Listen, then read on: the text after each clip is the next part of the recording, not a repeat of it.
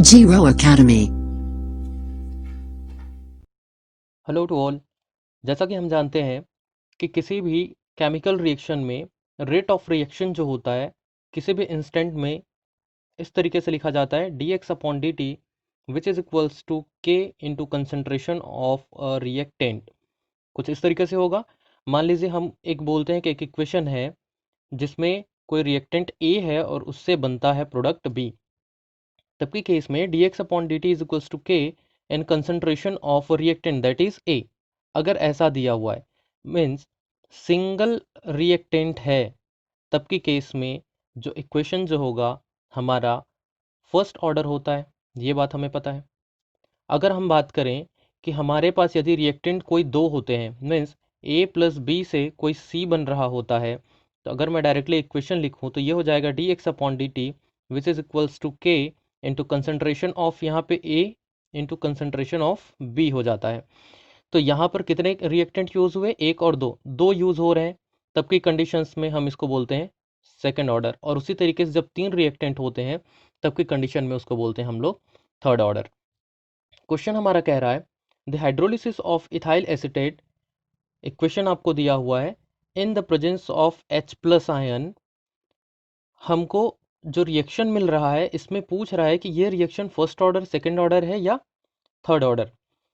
जो hydrolysis of ethyl acetate जो होता है, क्वेश्चंस को देखने से क्या समझ में आ रहा है, हमारे पास एक रिएक्टेंट ये है और दूसरा रिएक्टेंट ये है। दो रिएक्टेंट होने के कारण हमको कोई भी प्रोडक्ट मिल रहा है। प्रोडक्ट क्या मिल रहा है वो हमें ध्यान नहीं देना, हमें बस ये ध्यान देना है कि दो रिएक्टेंट यहाँ पे काम कर रहे हैं। मतलब ये किस फॉर्म पे आएगा, कुछ इस तरीके से reactant of A concentration and concentration of B. कोई दो चीज़ें जब दो रिएक्टेंट होते हैं तो मैंने कहा कि आंसर आपका होता है सेकेंड ऑर्डर। तो इसके हिसाब से आंसर हमारा क्या आना चाहिए, सेकेंड ऑर्डर। लेकिन इसका आंसर सेकेंड ऑर्डर नहीं आता है, इस बात को ध्यान पे रखेंगे कि सेकेंड ऑर्डर नहीं आता है। ऐसा इसलिए क्योंकि जब हम हाइड्रोलिसिस करते हैं, क्वेश्चन में जब हम हाइड्रोलिसिस करते हैं तो वाटर जो होता है H2O जो होता है वो लार्ज एक्सटेंट में यूज़ किया जाता है, मतलब बहुत ही ज़्यादा मात्रा में H2O को यूज़ किया जाता है। इसलिए H2O की कंसंट्रेशन को हम कांस्टेंट मान लेते हैं। मीन्स मेनली ये इक्वेशंस, ये जो प्रोडक्ट जो यहाँ पे फॉर्मेशन होता है वो केवल और केवल डिपेंड करता है इथाइल एसिटेट के कंसंट्रेशन पर। मीन्स कंसंट्रेशन ऑफ H2O यहाँ पे मैटर नहीं करेगा क्योंकि ये बहुत ज़्यादा मात्रा में होता है। जैसे कि आप जानते हैं कि अर्थ के केस में हम किसी भी चीज़ को कंसिडर करते हैं तो उसको हम लोग नेग्लिजिबल मान लेते हैं, इसलिए क्योंकि इसका मास बहुत ही बड़ा है।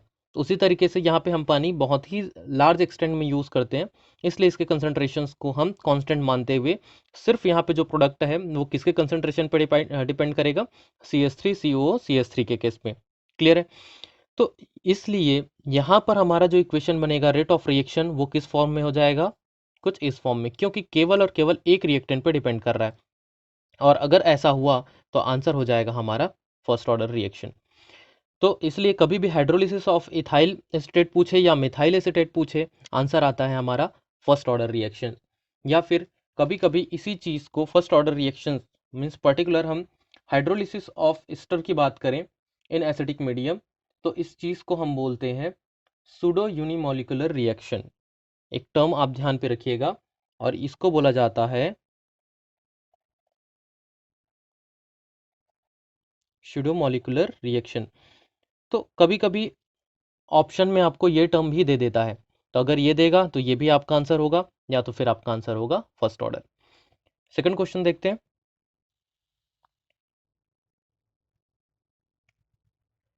The rate law for the reaction sucrose plus water in the presence of H plus ion glucose plus fructose is given by. मैंने अभी आपको बताया जब रेट कांस्टेंट जब हमें जब रेट लिखना होता है हमें, तो हम क्या करते हैं, rate is equals to rate constant k और उसके साथ जो भी रिएक्टेंट रहता है, जो रिएक्टेंट रहता है उसके कंसंट्रेशन को लिखते हैं। तो यहाँ पर रिएक्टेंट क्या होगा, सुक्रोज और वाटर से मिलकर ये बन रहा है। इस कंडीशन में रिएक्टेंट सुक्रोज और वाटर है, मतलब मैं देखूँ तो मैं इस चीज़ को कैसे लिखूँ, आर इज इक्वल्स टू के इन कंसंट्रेशन ऑफ सुक्रोज और वाटर, कुछ ऐसा। इसका मतलब आंसर हमारा क्या आना चाहिए था, पहला, ये आंसर होना चाहिए। लेकिन इसका आंसर भी ए नहीं होता है। ऐसा इसलिए होता है क्योंकि जैसा केस अभी हमने बात किया हाइड्रोलिसिस ऑफ एस्टर के केस में या इथाइल एसिटेट के केस में, उसी तरीके से ये है हमारा इन्वर्जन ऑफ शुगर का कंडीशन। इसका अगर आप केमिकल फॉर्मूला लिखेंगे तो कुछ इस तरीके से लिखाता है C12H22O11 plus H2O in the presence of H plus ion, ये बनाता है आपका C6H12O6, एक पार्ट और दूसरा पार्ट यही सेम ये बनाता है। तो इस कंडीशन में यहाँ पे जो रिएक्शन जो होता है, यहाँ पर ये जो वाटर जो रहता है इस पर डिपेंड नहीं करता ग्लूकोज और फ्रुक्टोज का formation.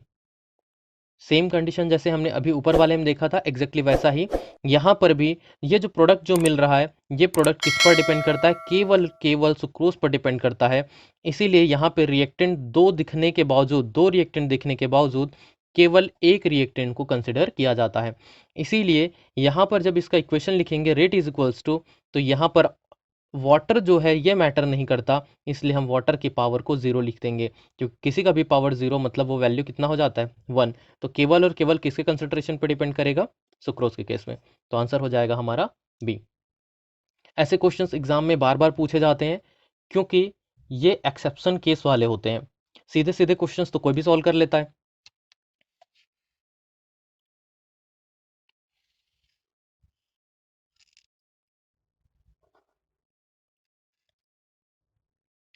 For a reaction whose rate expression is the rate is equals to K, concentration of A to the power 1/2 and concentration of B power 3/2, order would be।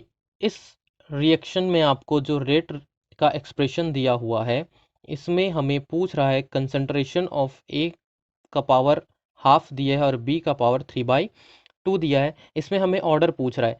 जब भी हमें order बताना होता है तो हम क्या देखते हैं भाई, जब ऑर्डर बताना होता है तो बेसिकली हमारा क्या है, ये रेट मतलब dx/dt है, ये कांस्टेंट k है, रेट कांस्टेंट। और जो भी यहाँ कंसंट्रेशन जो होता है इसका पावर जो होता है यही पावर किसको शो करता है, ऑर्डर को शो करता है। क्लियर है। तो यहाँ पर पावर कितना है 1/2 और सेकंड का पावर कितना है 3/2। मीन्स हम टोटल पावर जो है दोनों का रिएक्टेंट के पावर का समेशन, रिएक्टेंट ये भी है और ये भी है, तो दोनों के पावर को ऐड कर देते हैं which is equals to 4/2 is equals to 2। So answer हो जाएगा हमारा 2। Rate constant for a reaction H2 plus I2 is equals to 2HI is 49. Then the rate constant for 2HI is equals to H2 plus I2 is। सीधी सी बात है, अगर हमारा reaction H2 plus I2 है से बनता है 2HI, तो इसके लिए हमारा जो K का जो वैल्यू है वो है 49। क्वेश्चन इस तरीके से दे रहा है, लेकिन हमें निकालना किसके लिए है, जस्ट इक्वेशन को रिवर्स कर दिया है 2HI is equals to H2 plus I2। हमें पता है जैसे ही रिएक्शन यदि रिवर्स कर दिया जाता है, क्या कर रहे हैं, रिवर्स कर दिया जाता है, तो नया जो कांस्टेंट जो मिलता है वो पहले वाले का व्युत्क्रम होता है या फिर इन्वर्स होता है। तो इसलिए आंसर हमारा क्या हो जाएगा 1/49।